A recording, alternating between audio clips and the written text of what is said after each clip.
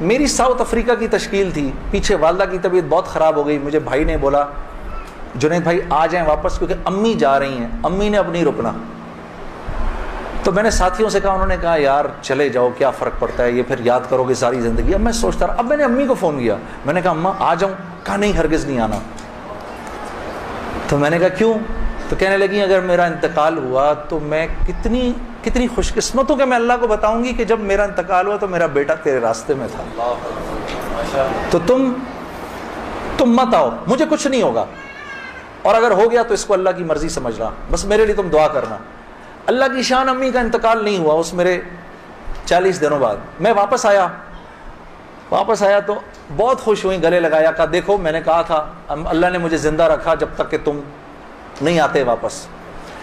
پھر میری حضرات نے 10 دن کی اور تشکیل کر دی کینیڈا کی، تو میں نے کہا اماں پھر 10 دن کے لیے بھیج رہے ہیں، جاؤں نہیں جاؤں؟ نہیں چلے جاؤ نا، تو بالکل ٹھیک ہوں۔ میں نے کہا جی ٹھیک ہے۔ میں جس دن گیا ہوں اس دن ہم ٹورانٹو میں مرکز میں بیٹھے ہوئے تھے، تو وہ پوری ٹورانٹو کی شورا سامنے بیٹھی ہوئی تھی، میرا بیان تھا۔ بیان کے دوران ایسے موبائل پڑا ہوتا ہے، میں نے رکھا ہوا تھا کہ بہن کو بولا ہوا تھا کہ اگر اماں کو کچھ ہو مجھے فوراً بتا دینا۔ میرا موبائل بند ہو گیا، میں سمجھا خراب ہو گیا، اب وہ چلے ہی نہ کسی طرح سے۔ خیر میں نے اس کو چھوڑے رکھا، میں بات کرتا رہا۔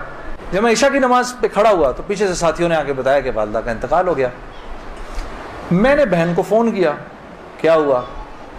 کہتی ہے کہ ابھی فجر کی ہم نے نمازیں پڑھی ہیں اور فجر سے تھوڑا سا پہلے انتقال ہوا ہے، اور 2-2:30 بجے اس امی نے بلایا میری بیوی کو، اور میری بیوی کو بلا کے بولا کہ بیٹا دیکھو میں نے تو ساری زندگی تمہیں بیٹی کی طرح رکھا، لیکن میں ساس ہوں، کمی بیشی ہو سکتی ہے، تو اگر کچھ ایسی ہوئی ہو تو مجھے معاف کر دینا۔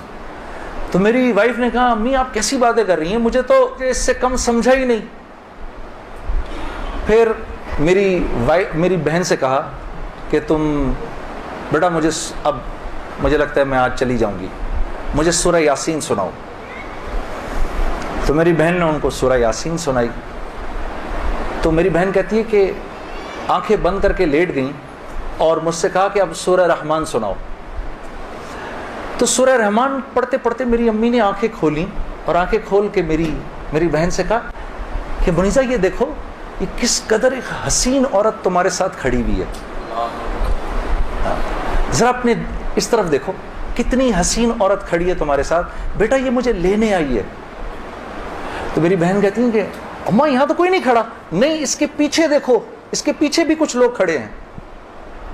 میری بہن کہتی ہے کہ میں نے کہا اماں تو چلیں پھر کلمہ پڑھیں، پھر آپ کے جانے کا وقت ہے۔ کہا اپنے ابا کو بلاؤ جلدی سے۔ تو میرے ابا آئے اور میرے ابا کو کہا کہ دیکھیں میں نے ساری زندگی آپ کی عزت کا خیال رکھا، میرے لیے بس وہ نمبر 1 چیز تھی، اس میں اگر کوئی کمی بیشی ہوئی ہو تو مجھے معاف کر دیجیے گا، میں اب جا رہی ہوں۔ کلمہ پڑھا اور آنکھیں بند کر لیں، بس اس طرح گئیں وہ۔ کہ ہم دنیا میں ایک خوبصورت موت ہی تو کمانے آئے ہیں، ہاں، کہ جب ہم یہاں سے جائیں، میری اللہ سے دعا ہے یا اللہ اس مجمع میں جتنے مرد اور عورت بیٹھے ہیں جب اس دنیا سے جائیں تو یا اللہ وہ ان کی زندگی کا سب سے خوبصورت دن ہو۔